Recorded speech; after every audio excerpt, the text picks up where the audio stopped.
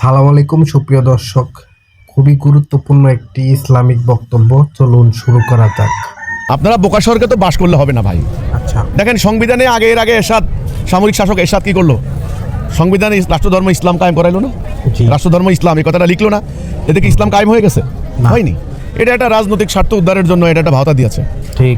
এখন জামাত ইসলামী 18টা আসনে তারা এর আগে সরকারের টাইমে গভর্নমেন্টে ছিলেন, এমনকি 2টা মন্ত্রীও ছিলেন। সেই হিসাবে কিন্তু ইসলামের দৃষ্টিভঙ্গি থেকে কোনো সিগনিফিকেন্ট কোনো পরিবর্তন করতে পারেন নাই। ঠিক। ইসলামের আইন বিধান ল এটা পারবেন না আসলে। এটা টোটাল একটা সিস্টেম।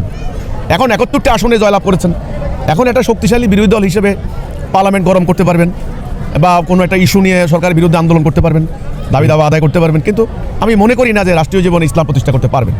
পারবেন। এটা টোটাল একটা ব্যবস্থা, একটা সিস্টেম। এটার জন্য দরকার হচ্ছে সমগ্র জাতির মধ্যে তাওহীদের যে চেতনা, তাওহীদের ধারণা, আল্লাহ দ্বীনের উপরে পুরো জাতিটাকে ঐক্যবদ্ধ করার একটা প্রয়াস। এটা না করলে ওই 50-60টা এমপি বিরোধী দলে গিয়ে রাষ্ট্রীয় জীবনে ইসলাম কায়েম করে ফেলবেন, আমি মনে করি এটা পারবে না, এটা হবে না, এনাদের দ্বারা এটা সম্ভব হবে না।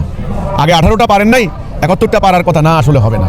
হ্যাঁ, একটা প্রভাব সৃষ্টি করতে পারবেন, একটা শক্তিশালী ভয়েস একটা পার্লামেন্টে থাকবে, কিন্তু ইসলাম কায়েম করতে পারবেন না। কেন পারবেন না? টোটাল সিস্টেমটাই তো চেঞ্জ করতে হবে। এটা একটা জাতিগত বৈপ্লবিক পরিবর্তন, এটা বলতে পারেন এটা বিপ্লব। যেমন গণভোট হয়েছে, গণভোটের সাবজেক্টটা যদি হইতো এমন আল্লাহর বিধান চান কি চান না, আমি তো মনে করি 10 কোটি মানুষ পক্ষে থাকতো আমরা আল্লাহর বিধান চাই, তাহলে একটা বৈপ্লবিক পরিবর্তন হইতো। এখন গণভোটের সাবজেক্ট ছিল জুলাই সনদ, হ্যাঁ না, তো এটাতে আল্লাহর দিন প্রতিষ্ঠার কোনো কোনো কমিটমেন্ট নাই। এই জন্য ওনারা 71টা আসন পাইছেন বলেই ইসলাম বিজয় করে ফেলবেন, আমার মনে হয় না এটা কিছু করতে পারবেন। টোটাল মেকানিজমটা কিন্তু ইসলামের বিরুদ্ধে, এটা পারবেন না। এই যেমন সুদ বন্ধ করতে পারবেন না, আদালতে আল্লাহর আইন দিয়ে বিচার করতে পারবেন না, শরিয়া এক্সারসাইজ করতে পারবেন না। ওনারা বলেছেন ইনসাফ, তো ইনসাফ কায়েম করবেন কেমনে? দিন প্রতিষ্ঠা না হলে কি ইনসাফ কায়েম করতে পারবেন?